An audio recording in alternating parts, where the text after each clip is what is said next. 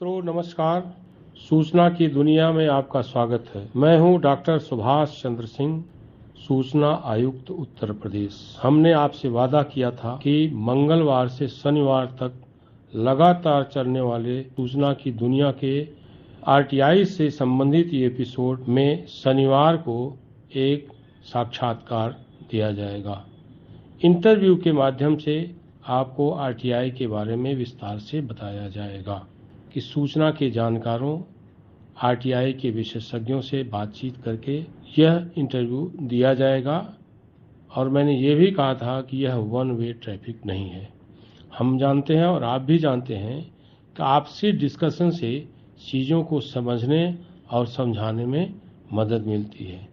इसी संदर्भ में पिछले दिनों विजडम न्यूज़ एक यूट्यूब चैनल है, उसकी एक टीम हमारे कार्यालय में आई थी और उसने आरटीआई के संदर्भ में हमारा विस्तृत साक्षात्कार किया था। सबसे बड़ी बात यह है कि उस साक्षात्कार में हमने आरटीआई को संक्षेप में आरटीआई की कुछ धाराओं के बारे में, धारा 6(1), धारा 6(3), धारा 19(1), 19(3), धारा 18, 20(1), 20(2) के बारे में विस्तार से बताया था। आप ये साक्षात्कार देखिए और अपनी प्रतिक्रिया कमेंट के रूप में हमको दीजिए। आप सब लोगों का बहुत बहुत धन्यवाद। राज्य सूचना आयुक्त सुभाष चंद्र सिंह मूलतः मीडिया कर्मी हैं। करीब 30 साल की पत्रकारिता धर्म निभाने के बाद फरवरी 2019 में इन्हें राज्य सूचना आयुक्त नियुक्त किया गया। डॉक्टर सिंह लोकहित में एक यूट्यूब भी शुरू किया है। इसके माध्यम से आरटीआई के बारे में जानकारी दी जाती है।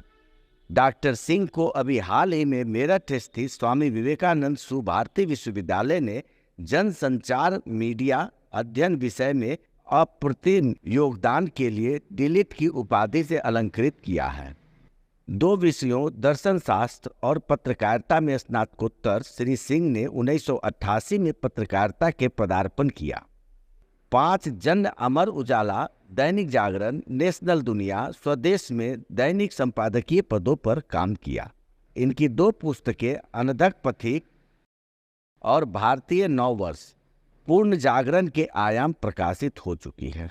इस समय हमारे साथ राज्य सूचना आयुक्त डॉक्टर सुभाष सिंह जी हमारे साथ हैं। आइए बात करते हैं इनसे। डॉक्टर साहब, आप राज्य सूचना आयुक्त हैं, आरटीआई का सारा मामला रहता है। क्या है आरटीआई और आरटीआई के नियम क्या है?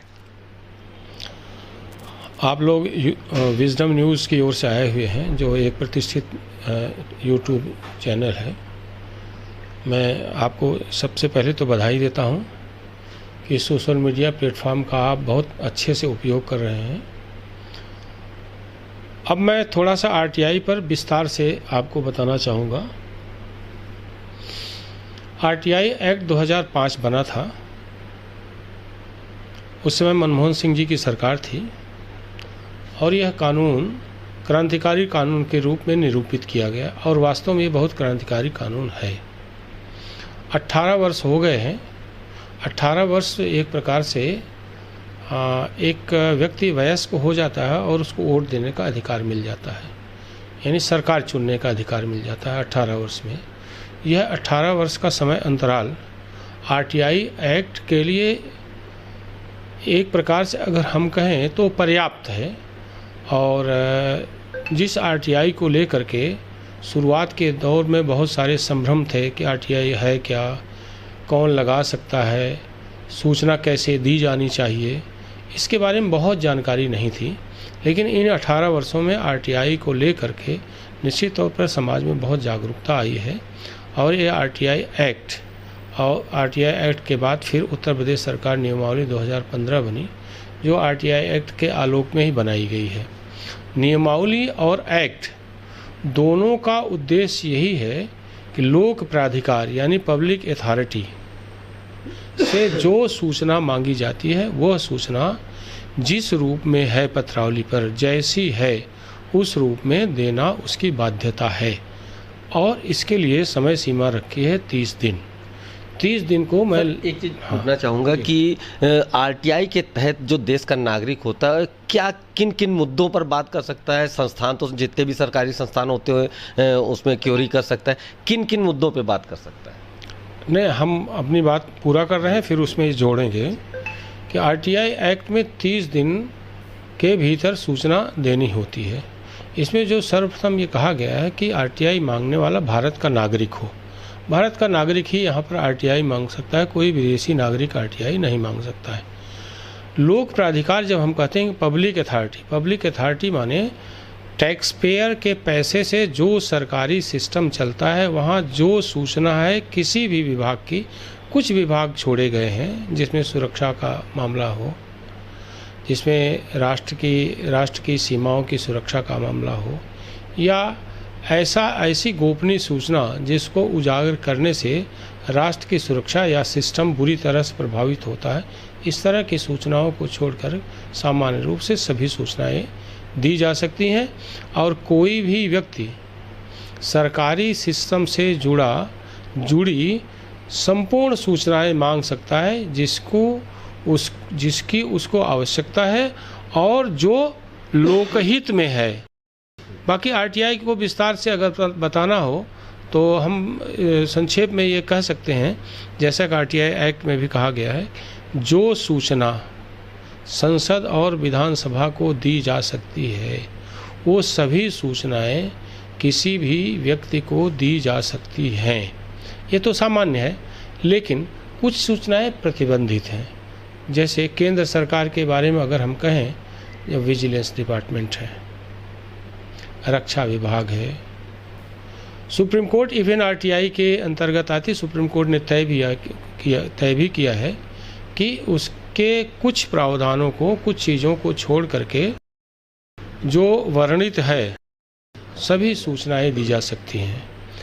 राज्य सरकारों को भी आरटीआई एक्ट में ये प्रावधानित किया गया है कि राज्य सरकारें यानी सभी राज्य सरकारें, उनके जो अपने राज्य में डिपार्टमेंट्स हैं उनकी या परिस्थिति बस अगर नया डिपार्टमेंट उनको क्रिएट करना हो तो वो सभी सूचनाएं दी जा सकती हैं। आरटीआई एक्ट जब 2005 में बना था तब जम्मू कश्मीर में लागू नहीं था, क्योंकि वहाँ पर धारा 370 लागू थी। लेकिन 5 अगस्त 2019 को धारा 370 हटने के बाद अब आरटीआई जम्मू कश्मीर में भी लागू हो गई। यानी कह सकते हैं कि आरटीआई जो है संपूर्ण भारत में पूरी तरह से लागू हो गई है। अब अगर कोई सवाल हो तो आप पूछ सकते हैं। मैं ये जानना चाहता हूँ कि जैसे आपने बताया कि देश का कोई भी नागरिक जितने भी सरकारी विभाग हैं या अर्ध सरकारी विभाग हैं तो वहाँ से जानकारी ले सकता है। लेकिन सवाल उठता है कि जानकारी के लिए वो अपनी आरटीआई दाखिल करेगा, लेकिन एक इसकी कोई समय अवधि होती है कि कितनी समय अवधि के अंदर उसको जवाब मिलना चाहिए, और अगर जवाब समय से नहीं मिलता है तो उस पर क्या कार्रवाई है? हम बता रहे हैं, मैंने पहले बताया था कि कोई भी आरटीआई अगर मांगता है तो 30 दिन के भीतर जवाब देना जन सूचना अधिकारी की बाध्यता है। लेकिन साथ में ये कहा गया है कि अपना मूल काम करते हुए वो आरटीआई का जवाब दे।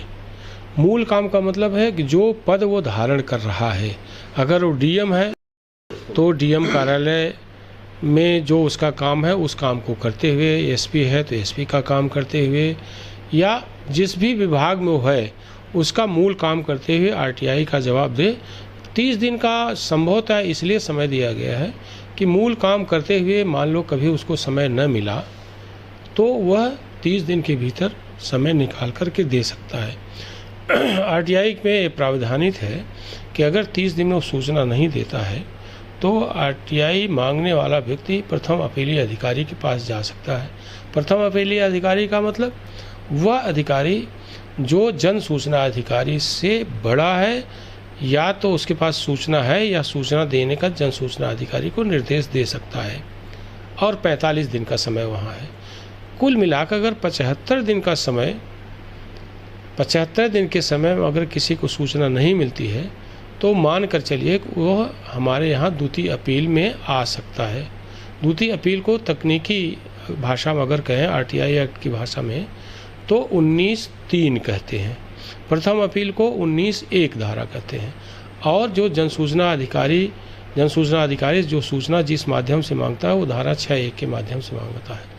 एक प्रकार से यहाँ 3 धाराएं हो गई, 6(1) हो गई, 19(1) हो गई, 19(3), बीच में एक और धारा जो महत्वपूर्ण है धारा 6(3), उसके भीतर धारा 6(3) के तहत अगर सूचना किसी के पास नहीं है तो 6(3) के तहत वो 5 दिन में अंतरण कर दे। कुल ये 3-4 प्रमुख धाराएं हैं जिसके तहत आरटीआई को व्यवहारित किया जाता है।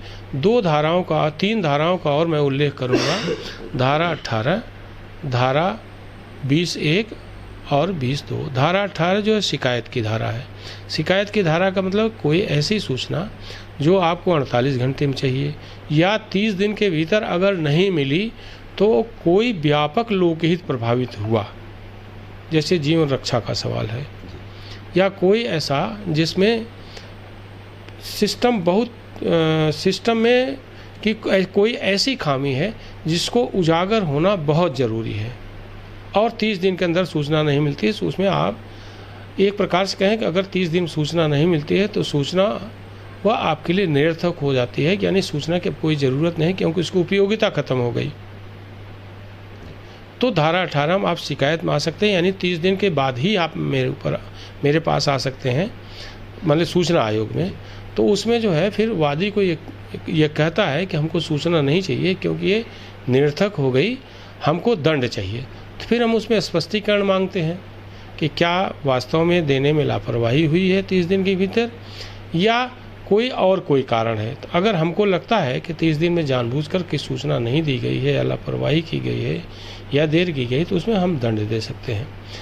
अब एक बार मैंने दंड की जब बात की तो वो दंड हम लोग जो है 20(1) आरटीआई एक्ट की धारा 20(1) के तहत देते हैं दंड, जिसमें अधिकतम दंड 25,000 का जुर्माना हो सकता है। और दूसरा, अगर इस पर भी उसने सूचना नहीं दिए तो उसको एक चेतावनी देकर, दंड देने के बाद चेतावनी देते हैं, चेतावनी देकर एक तारीख लगाते हैं कि कृपया आप सूचना दें, आपने निर्देशों का पालन नहीं किया। अगर नहीं देंगे तो आपको प्रतिकूल प्रविष्टि यानी 20(2) के तहत आपको प्रतिकूल प्रविष्टि देंगे, यानी सूचना में लापरवाही, सूचना देर से देने में, अपूर्ण सूचना देने में, और अगर सूचना देने में जन सूचना अधिकारी की दुर्भावना अगर सम्मिलित है तो उसको 25,000 का जुर्माना दे सकते हैं, प्रतिकूल प्रविष्टि दे सकते हैं और दोनों दे सकते हैं। तो कुल मिला के आरटीआई यही है। सर, एक सवाल और जानना चाहते हैं आपसे कि उत्तर प्रदेश में, या बात करें सभी प्रदेशों की बात करें तो हर प्रदेश में स्टेट गवर्नमेंट की भी विभाग होते हैं और सेंट्रल गवर्नमेंट के भी विभाग होते हैं। ये बहुत अहम जानकारी आम जनता के लिए है कि क्या अगर कोई व्यक्ति सेंट्रल गवर्नमेंट की कोई जानकारी चाहता है तो वो भी क्या आपके पास आ सकता है या उसको सेंट्रल में जाना? बहुत अच्छा सवाल है, मैं इसको उदाहरण से समझाऊंगा। जैसे शिक्षा विभाग है, अगर आपको राज्य के शिक्षा विभाग से कोई सूचना लेनी है, माध्यमिक शिक्षा, बेसिक शिक्षा या राज्य सरकार द्वारा नियंत्रित डिग्री कॉलेजेस, तो आप राज्य सरकार के संबंधित विभागों से, बीएसए से, डीआईओएस से या उच्च शिक्षा विभाग से सूचना मांग सकते हैं। और प्रक्रिया वही है, आप जन सूचना अधिकारी के पास जाइए, प्रथम अपीलीय अधिकारी के पास जाइए, फिर सूचना आयोग में आइए।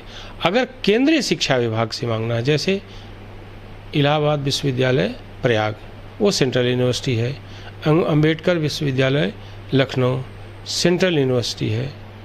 अगर इस तरह के केंद्रीय विभागों से सूचना आपको मांगनी है तो आप केंद्रीय सूचना आयोग के पास जाएंगे।